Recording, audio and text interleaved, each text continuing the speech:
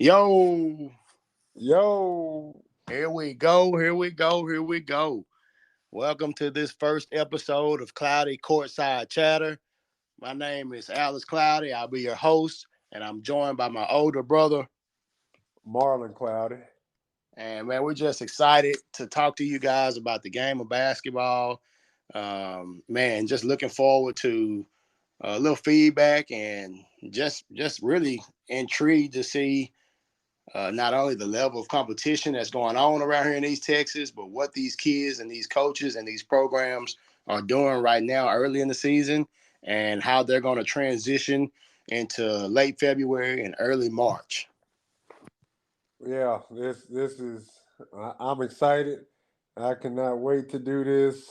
We've been watching basketball and playing basketball for as long as I can remember, and to be able to talk about these East Texas teams and East Texas players and coaches and what they do on a weekly basis. I'm excited about it and being able to go out and watch and talk about them and expose people to East Texas basketball because there's a perception that football is king here in Texas, which it is. But with being that being said, um, we do play basketball too, and we've been blessed with some great athletes to go on to do some big things in the game, and I can't wait to share with everybody about what they're doing.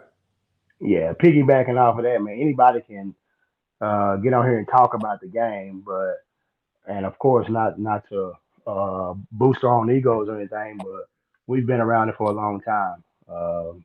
Obviously, coached at the high school level, both of us. Marlon played at the collegiate level, coached at the collegiate level.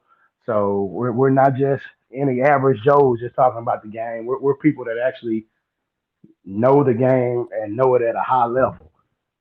So man, I'm excited to get some of these East Texas programs, East Texas athletes, and East Texas coaches the exposure that we all deserve, man. Because like you said, football is king around here. We all know that, but man, basketball it doesn't take a second seat to anybody. I mean, we have programs and coaches that go from sport to sport, and if you see these people and what they're doing, and people need to know about it, not only in East Texas where we're from, but around the entire state. Right. And speaking of high level basketball, man, we just witnessed one of the best tournaments, small school tournaments. Let me add that you could probably ever witness or be a part of in holiday hoops over in Tenaha. Man, it I'm was gonna, some I'm high gonna, level I'm gonna basketball. interrupt you. I'm gonna say the biggest small school tournament in the state of Texas. Uh, Hey, it's hard to argue with that. yes, it was 34 total teams, 17 boys, 17 girls, and starting with day one, you saw big time matchups that I can't wait to get into talking to you about and sharing with everybody about the matchups and players that we saw over the weekend. Man, well let's just go ahead and dive right into day one. Wednesday, we got to witness some really good basketball Wednesday night. Of course, the first round games, a lot of blowouts, and I mean that's to be expected when you have some of the top ranked teams in the state playing, and they're playing their first game in what maybe 6 or 7 days. Everybody had the 5 days off, of course, so they're ready to go, man. They're ready to get back out there with their brothers and hoop. But that Wednesday night, man, we had some showdowns in the SEC, starting with Hooks and La Pan. Right, right. And, I had the advantage of, I've seen the behind the scenes of Holiday Hoops, actually being a director of the tournament there last year. So, I kind of know the ins and outs. And the, the first round matchups that Alex talked about, that tournament is a seeded tournament based on how everybody's been playing leading up to the tournament. And Mhm. the first round, of course, you got the first seed versus the 16th seed, the second seed versus the 15th seed, and so on and so forth. So, you do get those hopefully warm up games for the higher ranked teams so that they can be the main attraction games as the tournament progresses. Which there have been some upsets in the Yeah. past, and Yeah. and Last year we had one. yes, we've seen some upsets, but that's kind of how it was broken up. But yeah, that Hooks and Lipan game, you had Hooks beating Lipan, who's a perennial power in 2A basketball in the state of Texas, who just won a defended state champions Yep. uh, in 2A. They graduated a lot, but Coach Gaylor, like me and him spoke at the tournament, and I told him like y'all don't have flaws. They're a real solid team. Um, do things the right way, very fundamental, strong. Um, but that Hooks team showed why they are a top five team in 3A and came into the tournament undefeated. Ended up winning 69-50, Yeah. in which we can talk about how deep and athletic and well coached that Hooks team is too. Man, the thing that got me, this was my first time getting to see Hooks play. Of course, you know that everybody knows they went to the state tournament last year. I finally heard about them when they made the regional tournament, so I was very surprised when they made it to the state tournament because Region Two and 3A is a monster. But this was my, like I said, this is my first time getting to see them, and the thing that impressed me the most was how they sit down in a chair and defend, man. They had guards that would meet you at half court, and they are putting pressure. They're in your shirt, man, like you used to say.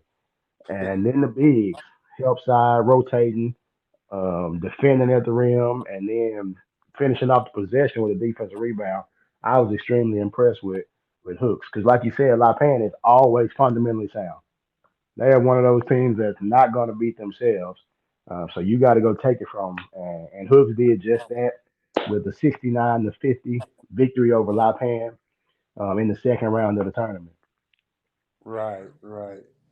The Well, next game, you want to add anything else on that Hooks and La Pan game? no, I was ready to move on to the next game that we saw that night. That's exactly where I was trying to get to. And man, this game was everything that the fans wanted it to be. You have number one and 2A, Martins Mill, facing, I believe, number 15 at the time. That should be changing this coming up week. In Timpson, who just came off of state football championship, so they really haven't had and only a couple of games.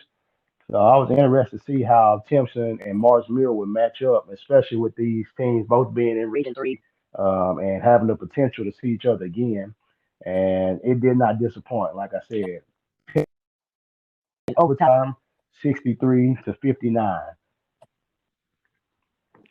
Right, and just talking about both of those teams, first round games. Mars Mill faced off against top ranked Brooklyn. I think Brooklyn's in the top 10 in 1A earlier in the morning, and beat them by 30 points. Then you had Timpson playing 3A Mineola, and they beat them by 30 points. So both teams were able to play that morning and kind of get woke up. And let's talk about the atmosphere first before we get into the game. And hey, The, the, second to none. yeah, the Tenaha Special Event Center, I think it has a capacity of 1,200. Well, it wasn't an empty seat in the building, and there were people standing all around the concourse. Hmm. So, I mean, I don't want to get Tenaha in any trouble with the fire marshal, but I would imagine there were 1,500 people in the building, At least.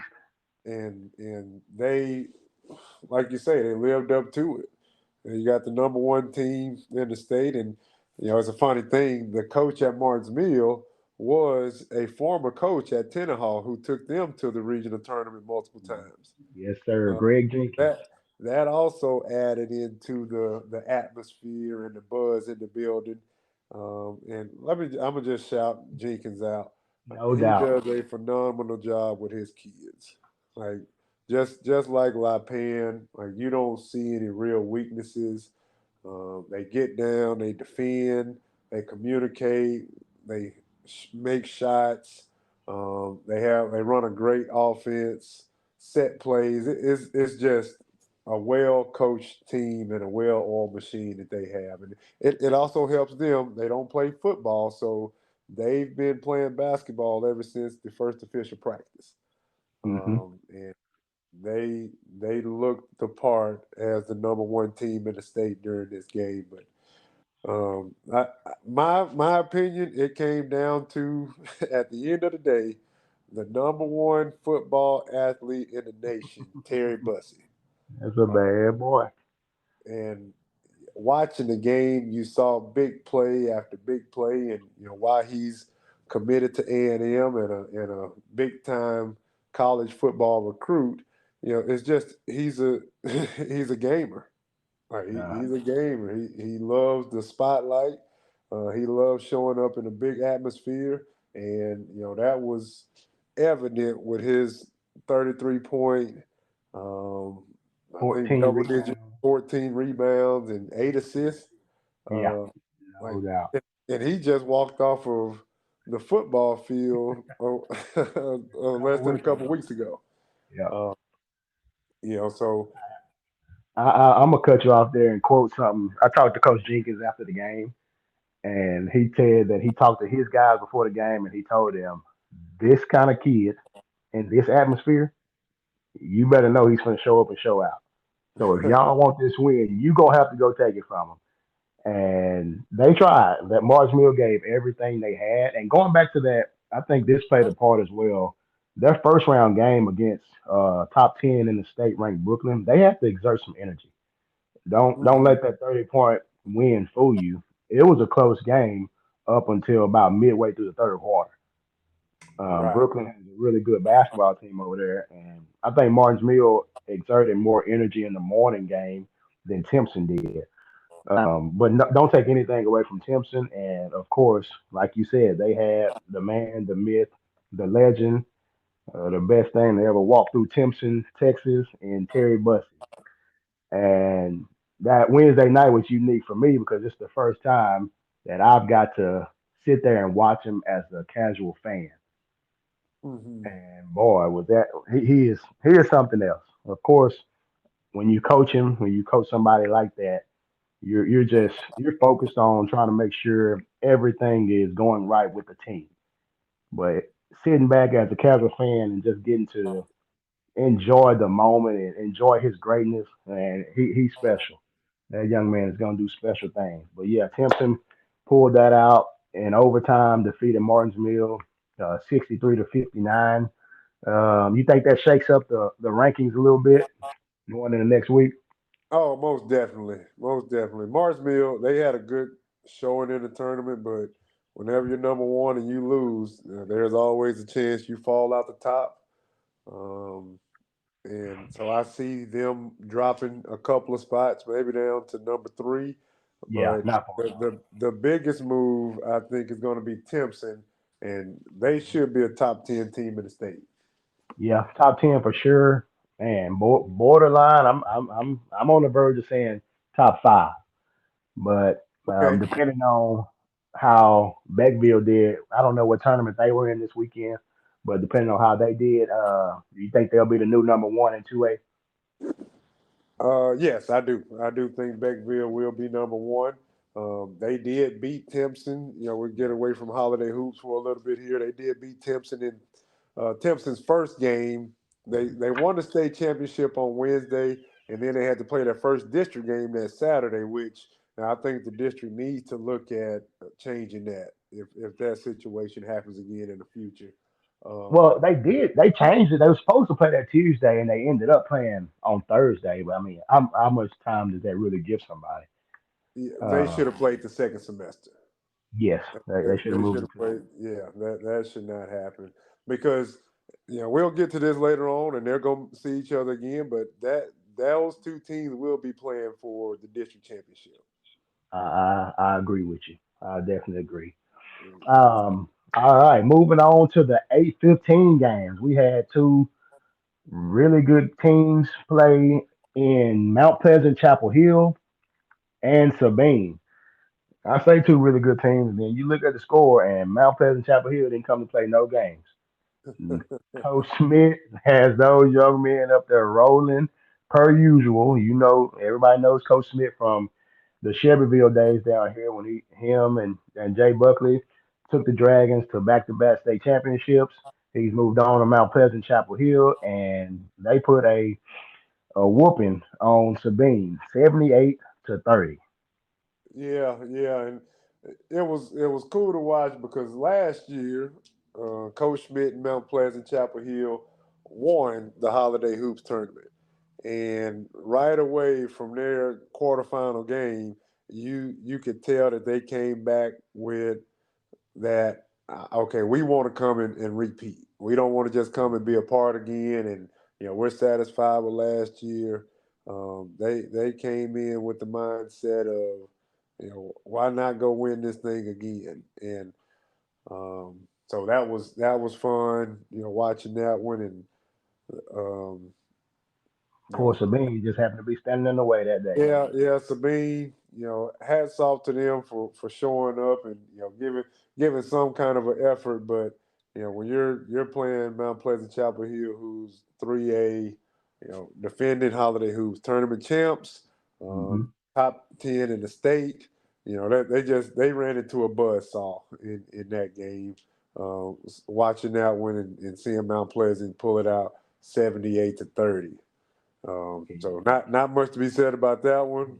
We can They move came on. in with a point to prove, and we'll get on to that next quarterfinal game, the final quarterfinal game on the boys' side, which was this might have been um, I don't know, Timpson and Mars Mill. It was a high billing because they're regional opponents, but Coons versus Tatum, like coming into it, I really wanted to see because both of those teams they get after you, they press, they're up tempo, and they have legendary head coaches Legends. in Yep. Brett Carr at Tatum, who's been to a state title game and multiple times, and then Hmm. Dwayne Jubert down at Koontz, which man, I got so much respect for both of those coaches and the programs that they run and the longevity that they put in where they're at. Yeah, if you've been around basketball in this area at all, then you know both of those names. So I'm just like you. Of course, I was looking forward to seeing Martinsville and Timpson, just like everybody else was. You saw how the gym was packed, but we knew that if you wanted to see some high level, high intensity, great basketball, that this Clemson Tatum game was going to be a game to see, Oh, and it did not disappoint either. It came down to some big plays in the fourth quarter, and Kuntz eventually pulled away late in the fourth to defeat Tatum, 77-68. And man, they have some guys that can go. I mean, flat out, both sides have right. kids that can flat Yeah. out just play the game. But Kuntz, I mean, that guard, he really showed. I've heard about him. I heard about him last year. Got to see him a little bit, but getting to see him up close and in person, I think he dropped about 35. I know it's 30 plus, but man, that young man is Yeah, special. yeah. So that young man is Zach Sales. Zach Sales, and this is a fun fact. Zach's dad actually lived in Center and went to school in Center up until about intermediate school. And he and I talked the past 2 years over at Holiday Hoops and kind of reminisce because his dad we talk about how we played the game when we were younger. Well, his dad was an arch rival of mine, and he could fill it up just as well. And I see a lot of those similarities in Mr. Zach. And the thing about him, people don't realize this. He's just a junior, so he'll be coming back next year. A Man, 2,000 point scorer already midway through his junior year. that's Uh, tough, man. You know, a lot yeah, of people play their whole They played 4 years on varsity and never sniff get anywhere close to 2,000 points. And Right. he's in his junior year, and he's already surpassed that number. And no telling if he keeps filling it up like this, and they play deep into the playoffs this year and next year, man, there's no telling how many points that young man can score. Yeah, yeah, he can possibly be a 3,500, 4,000 point scorer. So I'm definitely interested in following the rest of his career and watching what Jubin and the Lions do with Zach leading. Another thing about him, he's freshman year and sophomore year district MVP. So he can be a unique talent that gets district MVP 4 years in high school, which you don't see that often, Yeah, and has that's a that ever testament. been done before that you know of? Off the top of my head, I don't know anybody who's done that before. Yeah, Same. so I'm definitely anxious and interested in seeing his career unfold. But he led Koontz to the win, topping Tatum 77-68, which to get a quarterfinal win at Holiday Hoops is a big accomplishment. So, to get to the second night and be playing in the semifinals, speaking about Hooks, Timpson, Mount Yeah. Pleasant, Chapel Hill, and Koontz, like that's big coming into this tournament. So let's move on to the semifinals. Let's keep it on the boys' side, and we'll get to the girls' side later, but we'll just go through the boys' bracket and talk about a couple more of these games leading up to the championship. Well, like you said, that set up um, huge Thursday night with Hooks facing Timpson in the late evening game, and in the early game you have Mount Pleasant, Chapel Hill, and Kuntz. Whew. Man, man, man. That is four state ranked teams, four top 15 teams, three and 3A, and of course Timpson being 2A. Man, that set up for some nights, some games that night, man. Right, right. Well, it almost was. I don't want to say not a game, but not as interesting between Hooks and Timpson because Terry Bussey was slated to not play in this game. Yep, yep. So you want to speak a little bit about that situation and how it all kind of unfolded? Yeah, I guess I will since it. I mean, it seems like it happens every year. The man is so good in football that he has a football obligation every year that we come to Holiday Hoops. And last year, of course, everybody knows he's receiving the award for Mr. Texas Football Player of the Year. This year, he was going to the All American game, Under Armour All American game down in Florida. And apparently, he got his dates mixed up. Thankful.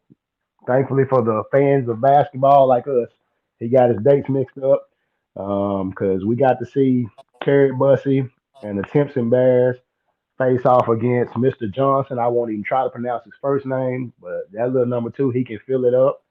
Mr. Johnson and the Hooks Hornets, and man, it was a good game. Timpson, I think Timpson ran out of gas. No excuses for him, but man, that was a game of straight athleticism, both sides. I mean, you got two programs that are high level football schools. Hooks made it to the third round before losing to Dangerfield, and of course, Timpson won the state championship. It was athletes all over the floor, above the rim play. I'll let you dive a little deeper. Hooks ended up winning the game 65-49. Right, right. And that game, you hit it on the head. It was high athleticism, high energy, and I honestly believe that was the first time that we saw Timpson look tired. Mm-hmm. Um, you can talk about the deep run and the state championship in football, and then having that overtime game the night before, and that high intense game versus Martins Mill the night before. Yeah. But And we won't take anything away from Hooks. Like that's Not at not all. because they, like we mentioned earlier, they sit down, they guard you, they in your jersey, they're physical. It is a pleasure to watch of me being a defensive coach. How they get after you, but it did look like Timpson kind of ran out of gas there, and um, I was happy to be able to say, Bussy was there, and we don't have to say if he was here, different Yeah. outcome. Yeah. Uh, each team was there.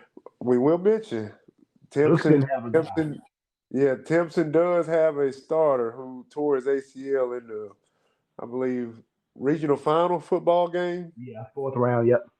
Yeah, who was the district MVP in football, J.J. Gardner. Um, so And he was they're doing doing in all of basketball this as well. without one of their main guys. But Without two of them. Don't forget Bosky Howard as well, another starter from last year's team who's not with the program right now as well. right, right, They're still making a lot of noise without two of their guys. So it'll be interesting, man, to see. And also don't leave out the fact that Hooks didn't have a starter as well in Boogie Johnson, yeah, uh, the, yes. the the other one of their Johnson duo. Well, yeah, no, you are right, and So it was but as many that goes athletes to were show all. you that Hooks is the real deal, and Coach Jackson, what he's doing with that program, they are trending in the right direction. Yeah, like I told you before we jumped on here, I became a Hooks fan this weekend. And Yeah, not only yeah, with their play on the court, man, they have some great young men off the court as well. We had a couple conversations with some of their players, very well mannered, very respectful. And then I saw a post on Facebook about some young men after this semifinal game right here. They were in the stands helping the custodians pick up trash. Like, I mean, that says a lot about how their upbringing, their right. who's raising them, and their community, man. So hats off to the Hornets of Hooks, not only on the 65-49 victory over Timpson, but for what they're doing with those young men down there. And getting to the final semifinal game between Mount Pleasant, Chapel Hill, and Coons. My goodness, my goodness. It's like Kuz could not get away from a high level, high intense, highly ranked matchup. We didn't mention earlier, Coons came into the tournament, I believe, ranked number 9 in 3A. Hmm. And Tatum is also a top 15 ranked team in the state of Texas. So that was a top 15 match in Matchup. 3A Yep. in the quarterfinals. But we go over down to the semifinals versus Coots and Mount Pleasant Chapel Hill. They showed that they could bring it against a highly ranked team. Yes. This was the first time that they were challenged in this tournament. And you just saw the coaching prowess of Coach Schmidt, um, and how experienced his team is, and um, you know the a great ball game. Coach Jubert, man, like you hate anybody had to lose this game. Yeah, it reminds you of a heavyweight fight. I mean, just blow after blow, back and forth. Coach Right, Smith and his guys throw a haymaker over there, and Coach Jew and his guys will respond. right, right, and one it's one thing to watch good basketball, but it's another thing to watch high energy, high intense, high scoring good basketball. Hmm. Because you can have good games where you look up at the score at the end of the game and it's 32-29. And you're like, man, that was a good game, but they didn't score points. Well, Mount Pleasant, Chapel Hill, and Coons made sure that that did not happen. With Mount Pleasant pulling it out 81-73 over Coons, and um, just like we mentioned earlier, they just got big time playmakers, big time scorers, big time coaches, and coaches that let their players play.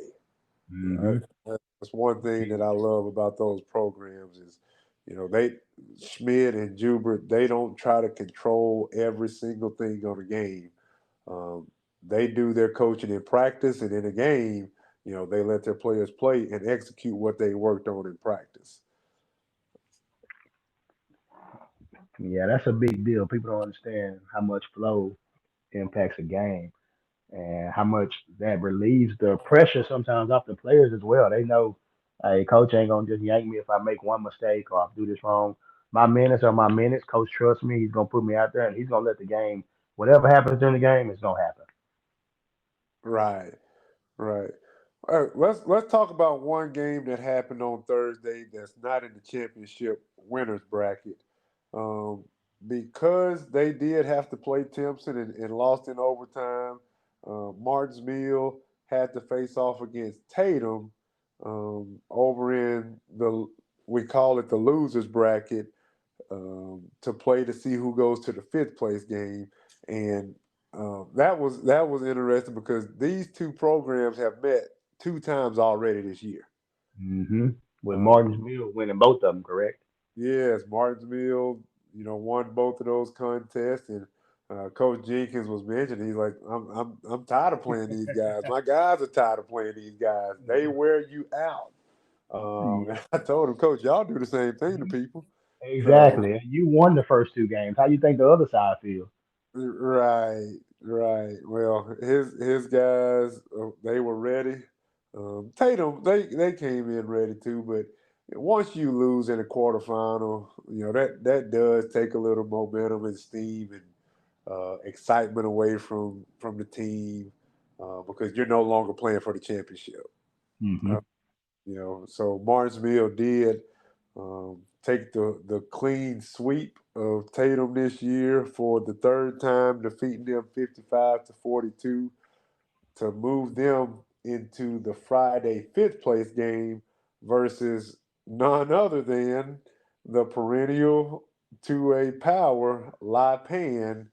Um, When and, you and talk about 2A basketball, those two have to come to your mind. So I think it was just fitting for those two to match up down here in Deep East Texas at Holiday Hoops, and those two being the Indians of La Pan and the Mustangs of Martins Mills. right, right. And since we're there, let's go ahead and talk about that game because that was um, the fifth place game on championship Friday. day. hmm And you talk about a ball game. I mean, we spoke about how both of these teams don't have real flaws, and they defend, they guard, they play the game the right way, they're patient, and this is one of those games that I talked about where it was a high level basketball game, but it just wasn't a lot of scoring. And hmm La Pan ended up pulling that game out 41-38 over Martinsville, which, hold your breath, say your prayers, whatever you want to do if you're an Indian fan or a Mustang fan. That could be a potential state tournament game down the road in March. It could possibly be. We know a couple people have some things they may want to say about that, but it definitely could possibly be. And how loaded it speaks on the depth of the tournament to have La Pan, the defending champs, versus the number one team in 2A currently in the Mhm. fifth place game at Holiday Hoops. Wow. Like Wow. people really need to take a moment and realize the teams and the talent that are coming to this tournament year in and year out. You have these two high level, high named state ranked programs playing in the fifth place game. And La Pan ended up taking the win 41-38. Did that put La Pan at 3-1 in Holiday Hoops? Yes, yes, they finished 3-1, and Martinsville finished 2-2. Don't let that 2-2 fool you though. They No, lost. no. Yeah, yeah, you Well, lost to Timpson who and then will be top 10 in the state. who will be top 10 in the state, and then to La Pan, who was already top 10 in the state. Yeah, well, Lipan was 14 coming into it, but I see them jumping into the top Well, 10 after there you two or go. two. Yeah, I really do see that. And once you beat the number one team in the state, then that's gotta boost your boost your credentials. No Um, doubt about Before we get to the third place game, I do want to talk about the consolation. So these teams lost their first game and went directly over to the losers bracket, and then took care of business the next two games and ended up playing for consolation. it. Um, those two teams would be the Tigers from Tenaha, the host school, and Douglas, the Douglas Indians, who, you know, those two programs playing for consolation with the history that they've had, multiple regional tournament appearances. Right. Tenahaw's won a state tournament. Like, once again, a testament to the depth of this tournament and the things that the administration and board have done to make this the best small school tournament in the state of Texas. Let's reiterate that, huh? The I best. will stand on that. uh, I don't blame you. It was this was an early game, a 12-15 game on championship day. So I didn't get to make this game, but I did watch it. And Douglas ended up pulling it out 60-57. But we'll let you dive in a little bit. What were your thoughts and takeaways from the Tenaha and Douglas matchup on championship day? well, I was a part of Tenaha staff last year, so I'm a little, I guess, biased, but my goodness, Tenaha came out and punched Douglas in the mouth early. I want to say they made probably five threes in the first quarter. Shooting it well, playing well. They were at home. They had the crowd behind them. Um, Coach Lewis is doing a great job with the Tigers. They just had a swagger about them. Mhm. But Douglas being Douglas, and let's shout out Coach Vance Dallas over there. Yes, sir. He has some great teams, but he's also had some teams where he's had to squeeze the juice on. And Yeah. he's a really good young coach in this business, and I'm excited to see the things that he does with this Douglas team this year, and his career going forward. But being well coached, Douglas fought back and made a run in the second quarter, and I think it was a one possession game going into halftime. Um, they have a young kid by the last name of Davis on that Douglas team who, I mean, he pretty much put the team on his back. Tenaha, they like to press, they like to get after you, and he was dribbling through the press, getting and ones, finishing through contact. So he really impressed me. That was my first time seeing him this year. But once Douglas made a run, you had Pooh Moore coming from Tenaha, who he seemed like he's been on varsity for 8 years. Um, He feel like he been there a long time, especially when you coach he, again. Yeah, but Man. he can fill it up. I believe he was all state as a sophomore, Mhm. all region 2 years in a row, and he showed up in this matchup. Tenaha, I think they fell behind about 10 points at one point, and he went on a 9-0 run by himself to make this a one possession game toward the end of the game. But Douglas made more plays and pulled it out to win the boys' consolation for the tournament, 60-57. But that was another one of those well played games, well coached games. Yeah, I don't know how many times we're gonna say that about this tournament and the games that we're You gonna say it a lot, and that's what this in. tournament is about. But And that's what this tournament is all about, and hmm that's what this podcast is about: is exposing people to these players and coaches. So y'all look these players up, look these coaches up once you hear their names, because these are special individuals who will be going either playing football at the next level or basketball at the next level, and represent East Texas well. Yes, sir. And speaking of, both of these teams are also in 2A Region 3, along with the likes of Martinsville, Timpson, LaPointer, who we hadn't mentioned. So look My out, look goodness. out. In February, late February, early March, there are going to be some upsets. Something's going to Yeah. happen, and I would not be surprised if one of these two teams are involved in one of those upsets. Man, I'm excited for 2A when the playoffs hit. I can't wait to start talking and get in depth on that. Let's move on before I get carried away. Before we do move back to the Well, championship, wait. Let's not move on because there's one team in the region I, that we you haven't going right mentioned. there with me? We haven't mentioned Shelbyville. Yes, sir. They have a young man by the name of DJ Barnes, who's I would put him in the same conversation as these players that we mentioned earlier in the podcast. Yep. Um, he was injured toward the end of football season, so he missed the first few games. And his first actual game this basketball season was their first round matchup in Holiday Hoops against Tatum, Yeah. um, which I spoke to DJ. He told me he didn't play well, but I mentioned to him like you've been out and haven't been doing anything for at least a month, so. Uh, he definitely got his groove back, but Shelbyville went 3-1 in holiday hoops, which That's is impressive. a Well, only very lost one hard before. thing to do. So look for them. They're in the same district with Tenaha, Timpson, Beckville, who we mentioned earlier, who possibly could be the number one team in the state when the new rankings come out. My goodness, what a loaded district that is. Yeah, I know, man, because you still got some pretty good basketball teams in that district. Um, Garrison, I mean, they made a deep run a couple years ago, and they still have athletes.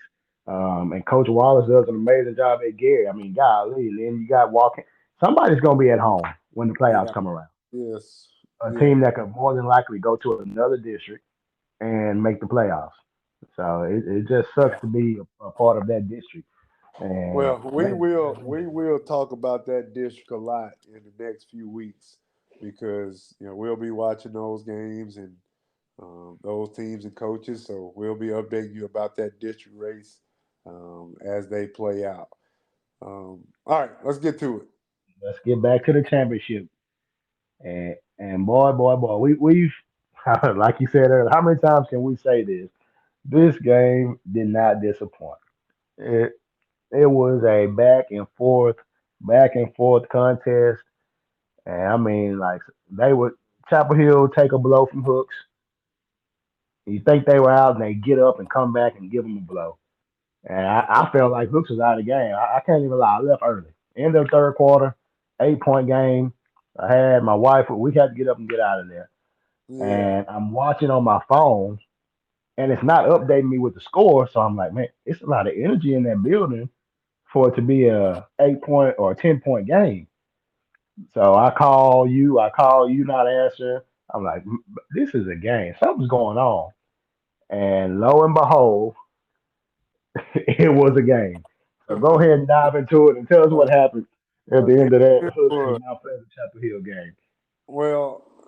You have the number five team in Hooks in the state in 3A versus the number seven team in Mount Pleasant Chapel Hill in the state in 3A. And their combined records coming into the tournament was 27-1. And they played some teams.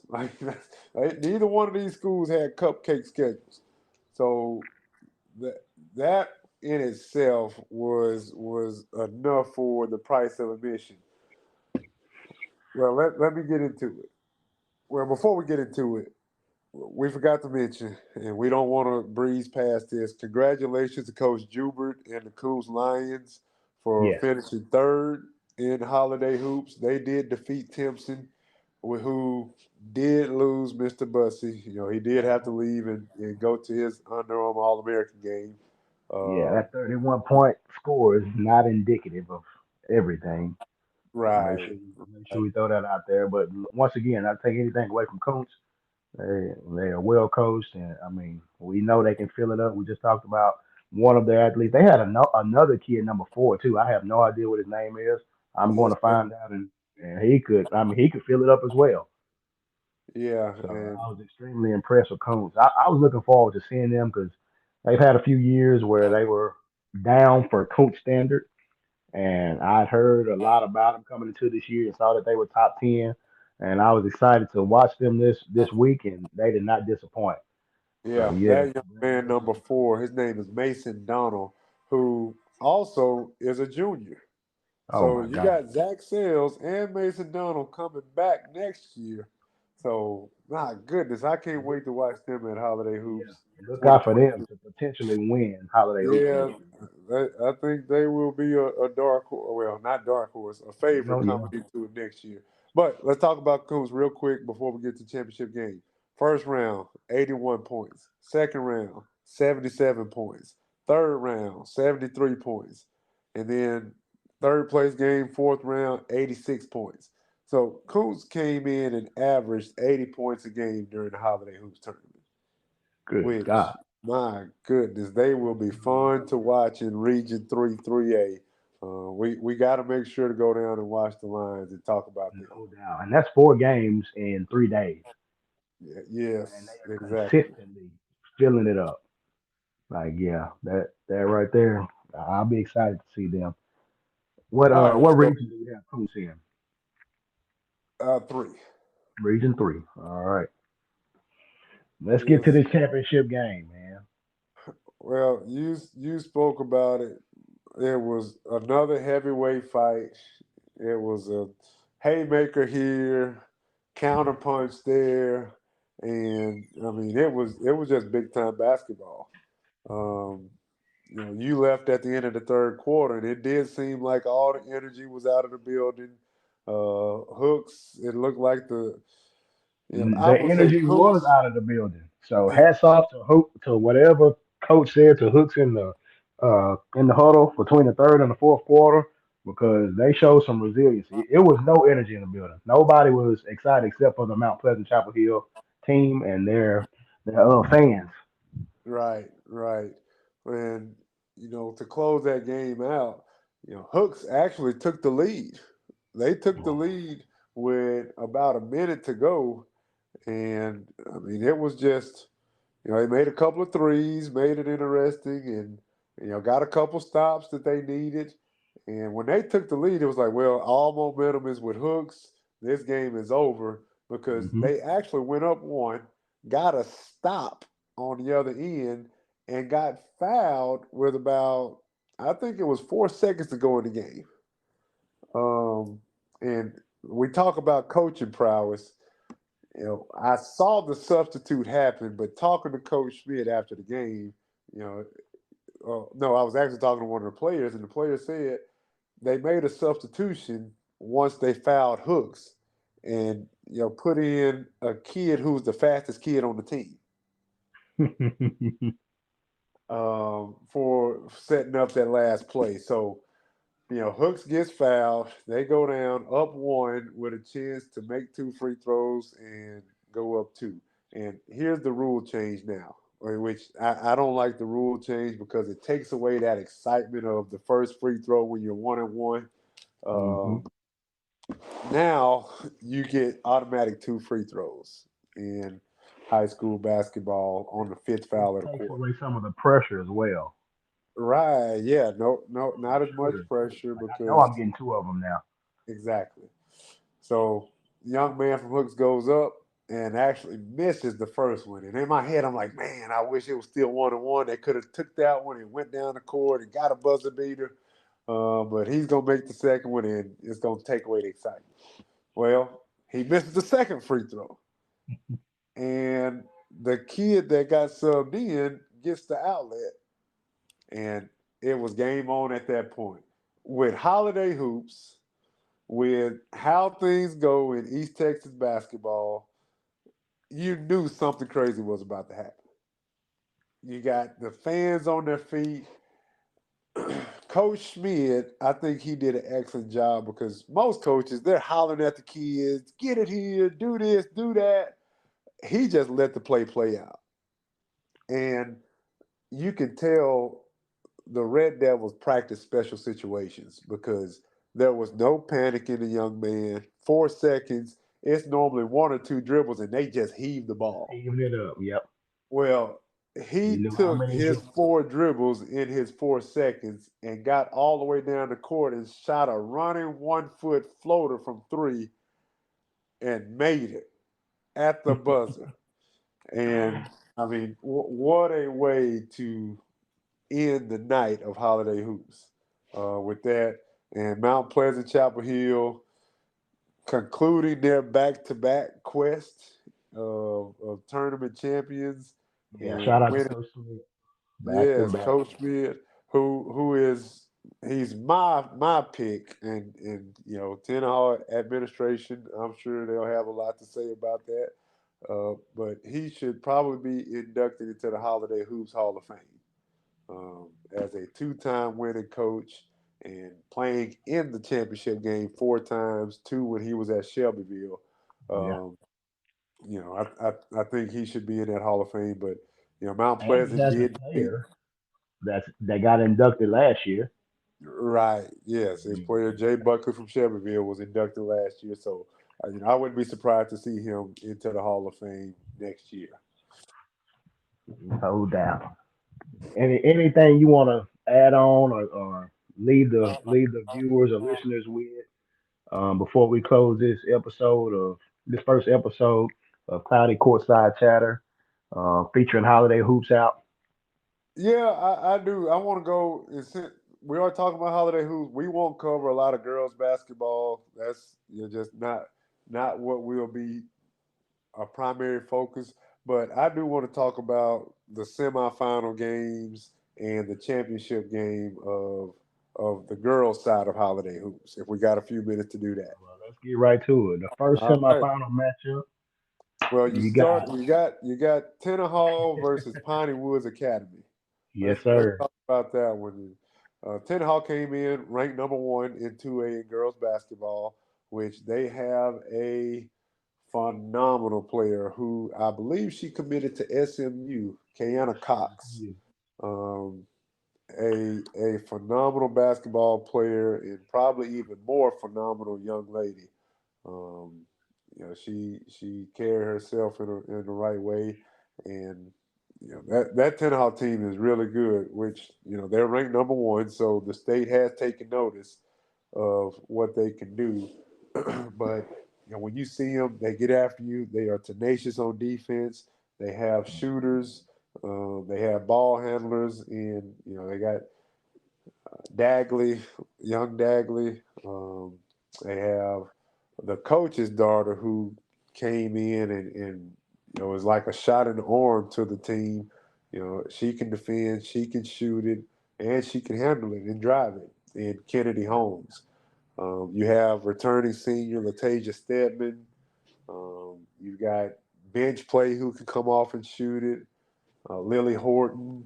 So they have a well balanced team, and we didn't even mention Suge Cox, who we call her Baby Cox, who's a junior on this team, who's a 6'1" post, but the skill set of a guard. So great They talent rolling, across the man. board. So they took care of business, 55-43 in the semifinals to advance them to the championship game. They did win it. The first Tenaha team to ever win Holiday Hoops last year were the Tenaha girls from last year.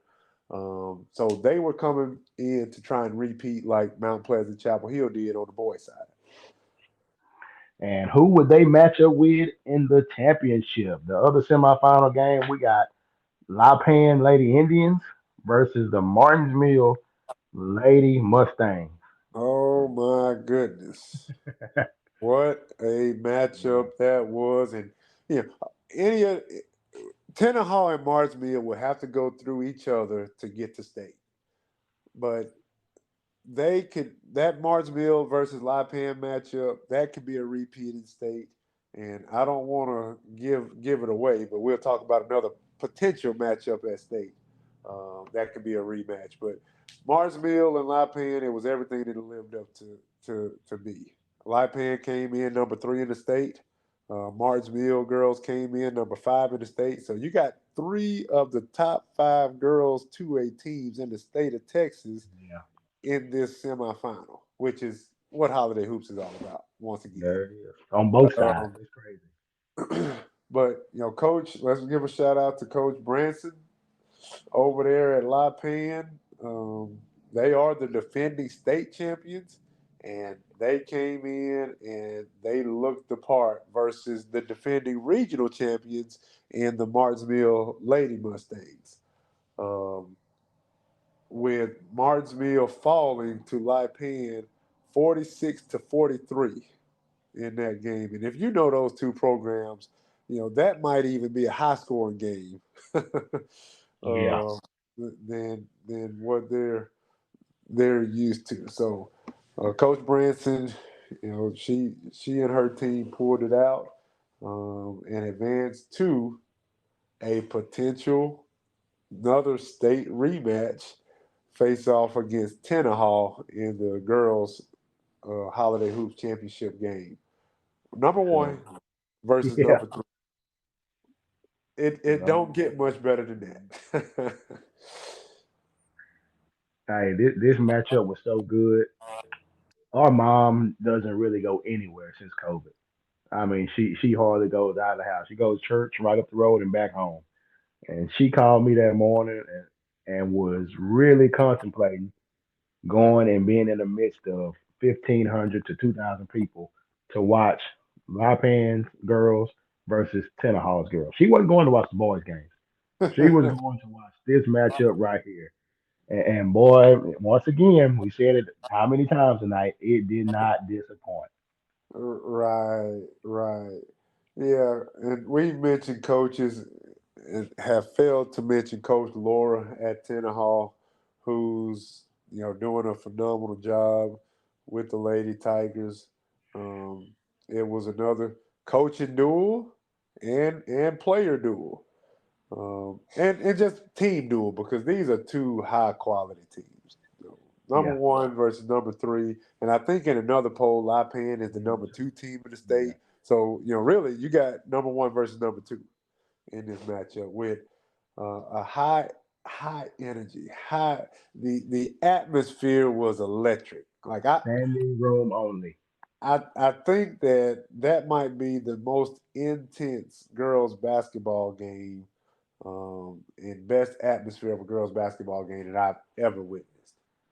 And I've been to the state tournament championship games at 5A, 6A, 4A. That atmosphere was bananas. Yeah, it was definitely second to none. And we had the pleasure of having a floor view, floor seat, courtside, whatever you want to call it.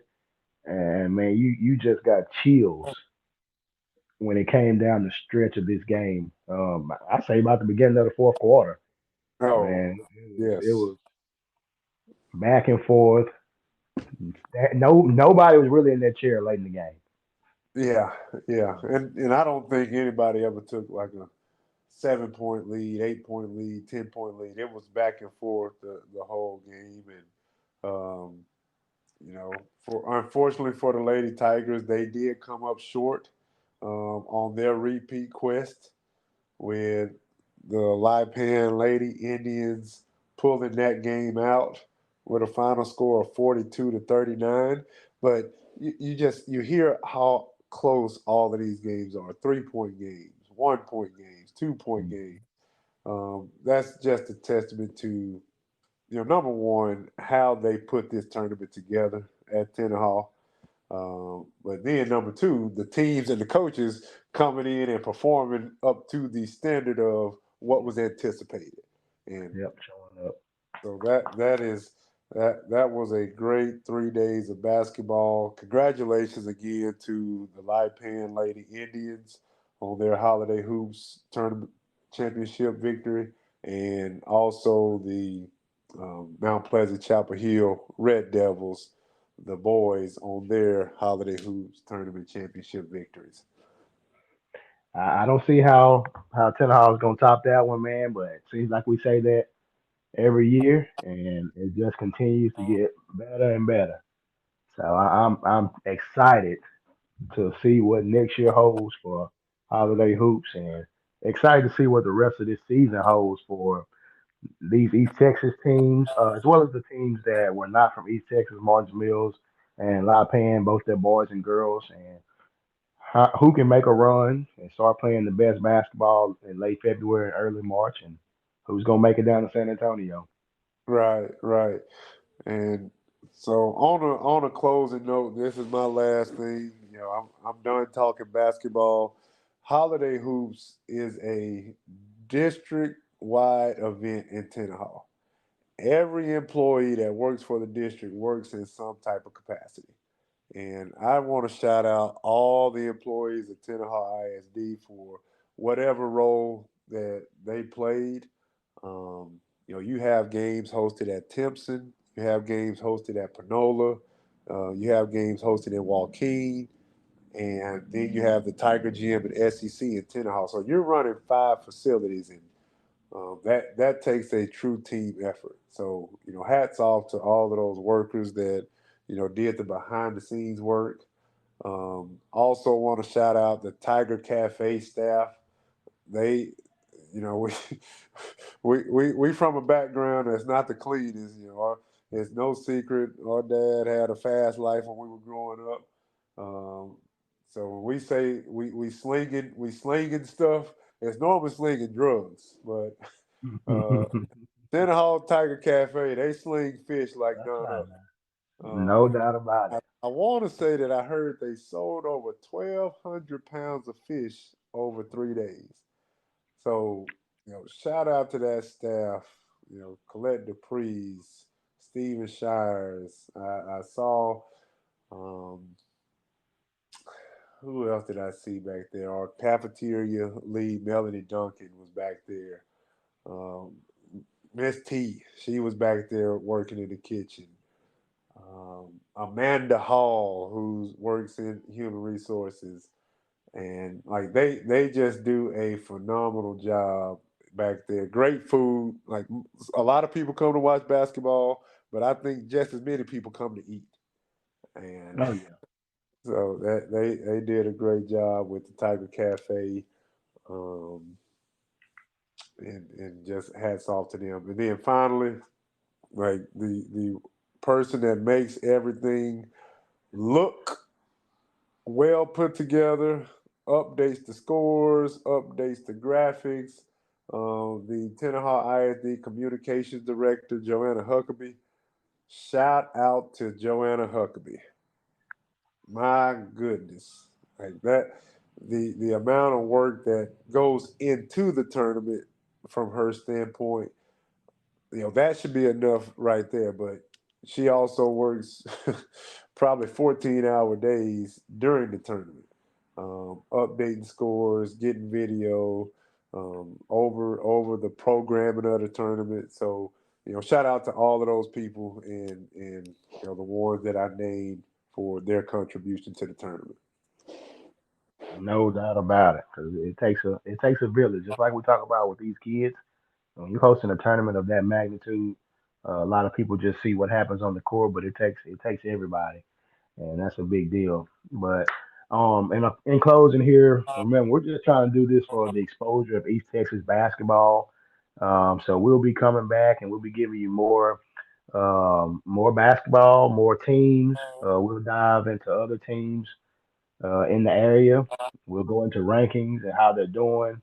And we just look forward to getting your feedback and letting us know what your team, who your team is, and we can try to get them on there. And if anybody wants to be a special guest, man, holler at us, and we'll try to get you on here as well.